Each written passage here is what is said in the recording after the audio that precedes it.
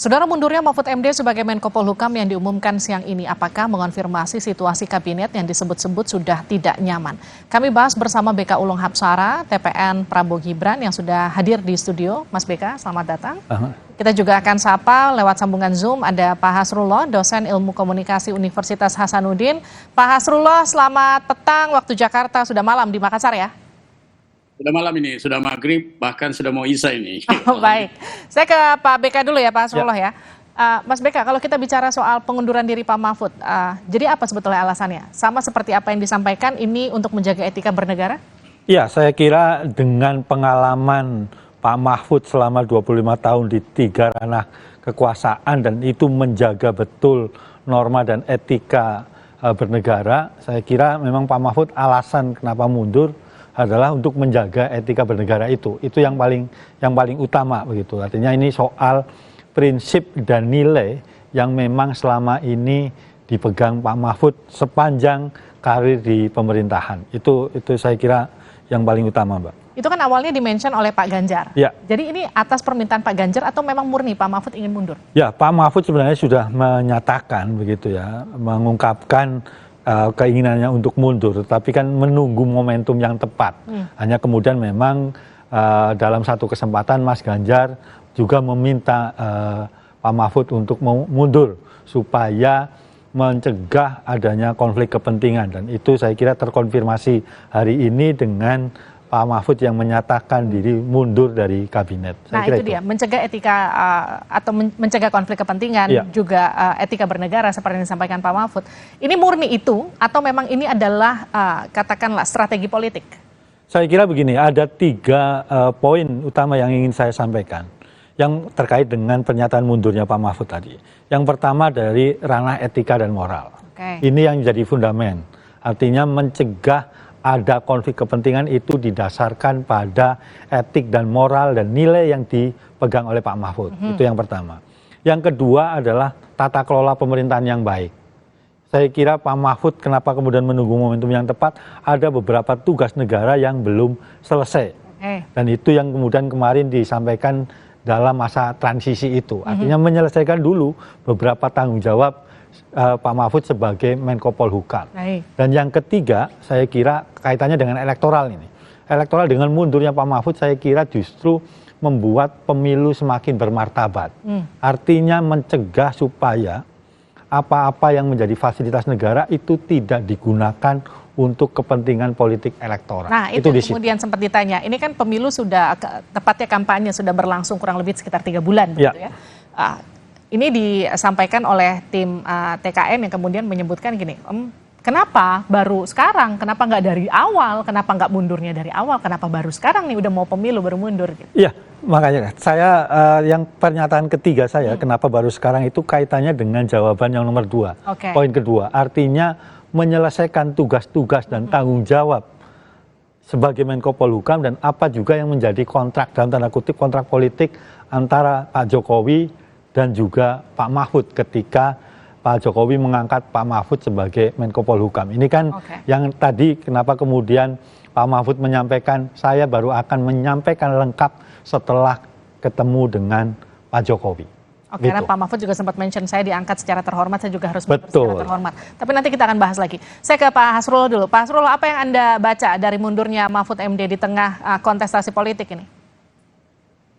Ya, baik. Saya melihat Pak Mahfud ini betul-betul punya latar belakang sebagai orang bergelar profesor ya, kemudian lengket dengan akademik maupun tentang intelektual. Itu yang mempengaruhi pikiran beliau gitu.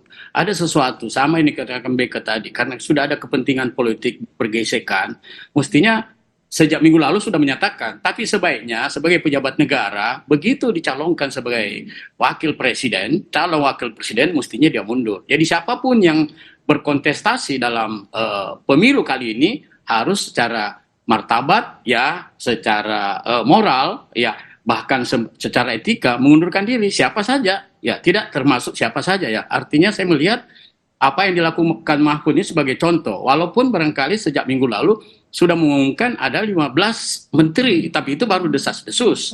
Tapi hal ini adalah salah satu cara. Ini ada 2 metode yang akan dilihat. Pertama, ingin melihat situasi terakhir apa yang dialami oleh Mahfud.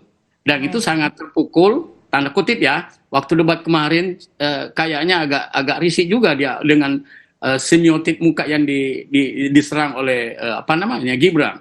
Yang kedua, ini juga menunjukkan biasanya kalau belajar terhadap pengunduran diri, biasanya komunikasi opini publik itu muncul, simpati.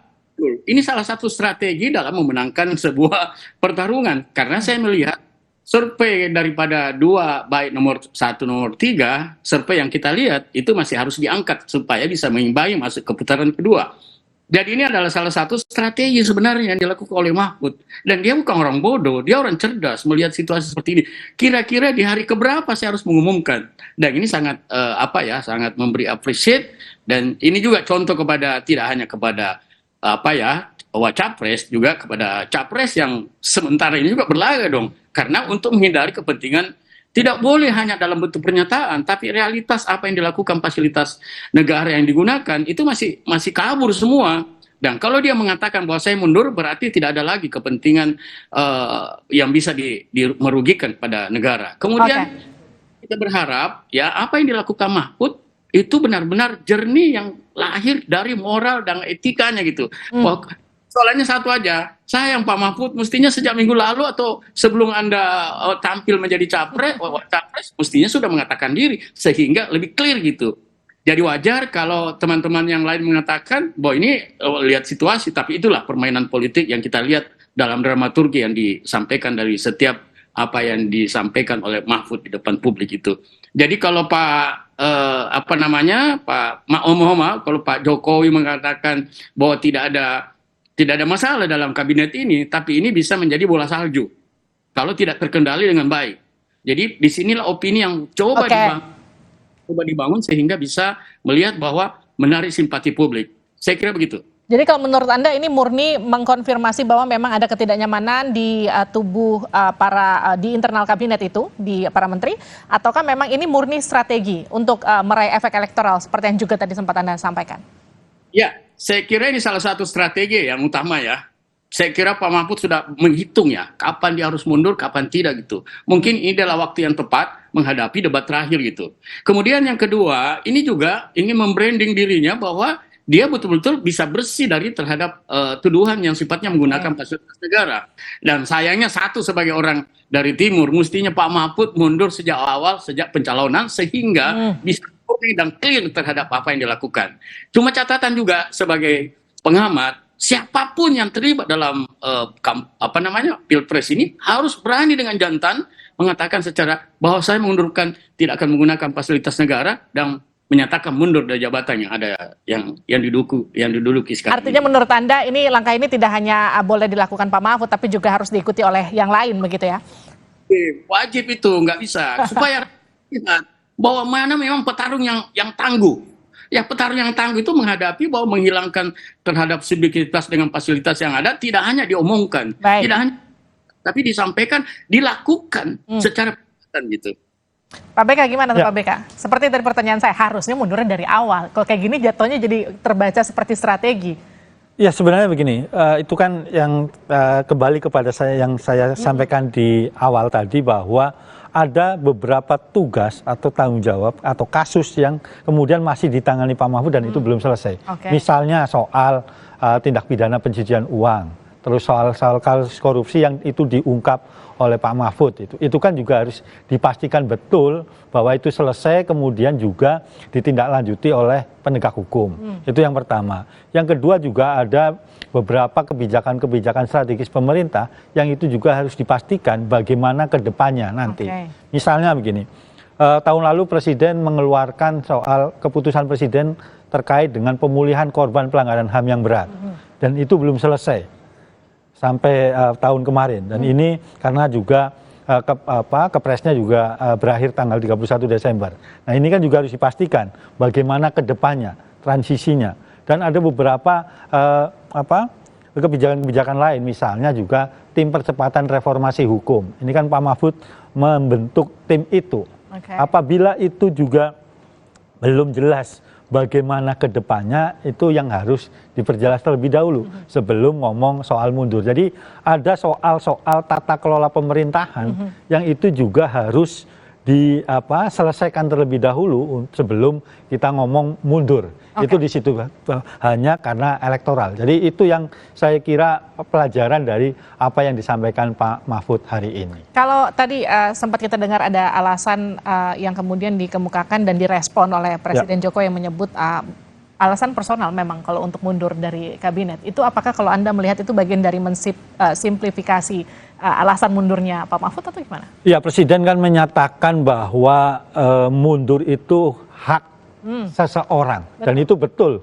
Saya kira Pak Mahfud hari ini menggunakan haknya sebagai warga negara yang kebetulan ditunjuk oleh Pak Jokowi untuk menyatakan mundur. Supaya apa? Supaya menghindari adanya konflik kepentingan. Oke. Seperti yang tadi Pak Hasbullah sampaikan. Gitu. Artinya gini, kalau ketika Pak Mahfud katakan ini untuk menjaga etika bernegara, Anda juga dari tadi bicara soal menghindari konflik kepentingan. Artinya ini menjawab bahwa ini dilakukan bukan karena ada ketidaknyamanan di internal kabinetnya Jokowi seperti yang sebelumnya. Karena kalau kita runut nih ya, ini kan sebelumnya Pak Hasto dari PDIP, Sekjen PDIP yang menyebut ada ketidaknyamanan di para menteri di kabinetnya Pak Jokowi. Kemudian nggak lama ada pernyataan dari Pak Ganjar soal meminta Pak Mahfud untuk mundur. Dan kemudian Pak Mahfud mundur. Jadi kemudian orang bertanya-tanya, ini apakah memang strategi yang memang didesain, didorong oleh PDIP, kemudian lewat Pak Ganjar dan akhirnya Pak Mahfud mundur?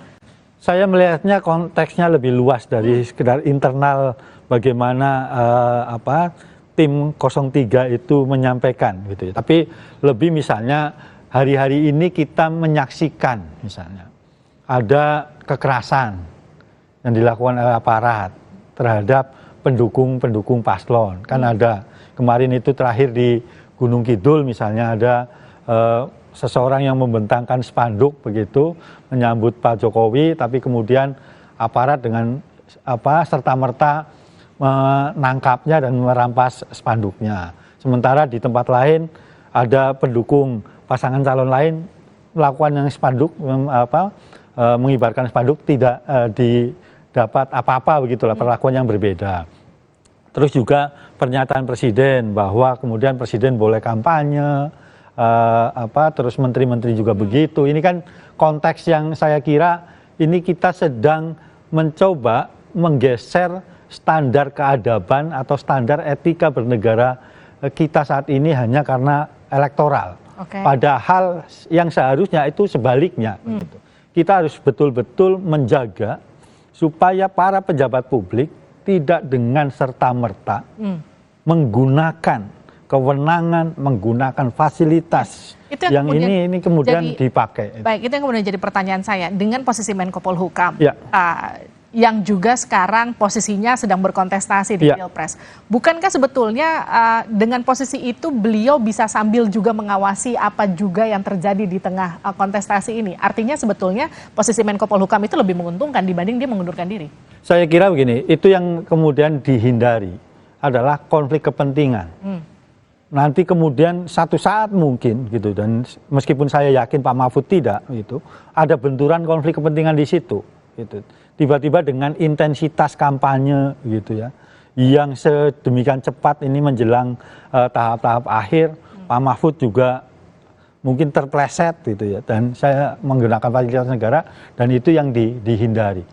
Fasilitas negara dibiayai oleh pajak seluruh rakyat. Itu yang saya kira harus menjadi pegangan dari semua pejabat publik.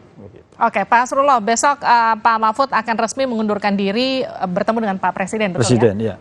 Secara langsung dan resmi pamit dari kabinet Pak Jokowi. Apa yang kemudian Anda lihat dari pengunduran diri yang juga dilakukan secara formal dengan diekspos? Saya kira bagus itu, dalam pentas politik itu bagus. Beliau dipercayakan oleh Pak Jokowi sebagai menteri, kemudian dilantik, dia harus pamit dengan baik-baik. Karena ini adalah pertarungan yang sifatnya tidak hanya untuk mengundang sebuah konflik gitu, tapi dengan kita sebagai orang Timur yang tadi dikatakan Mas Kebat penuh dengan etika dan moral, itu juga ditunjukkan. Jadi sebenarnya kontestasinya harus kita lihat sebagai game politik ya. Kalau dia bisa memainkan dramaturgi dengan baik, ketemu dengan Pak Jokowi, minta pamit, terima kasih. Kemudian ini memberi kesan bahwa kedua orang ini betul-betul bersahabat, tidak hanya persoalan pilihan. Dan saya menganggap kalau itu dilakukan, saya kira akan memberi pencerahan kepada publik. Walaupun dia sering berdebat, kadang-kadang kontestasi yang sangat panas, tapi ketika dia bertemu silaturahmi dengan baik, saya kira itu wajah komunikasi politik. Terima kasih Pak Asrullah, terima kasih juga Mas BK. Terima kasih, sama-sama. Kita nantikan besok ya. Besok. Akan mundur secara resmi Pak Mahfud MD sebagai Menko Polhukam. Saudara, usai jeda di Sapa Indonesia Malam, pasangan Capres-Cawapres janjikan penciptaan lapangan kerja 15 hingga 19 juta. Bagaimana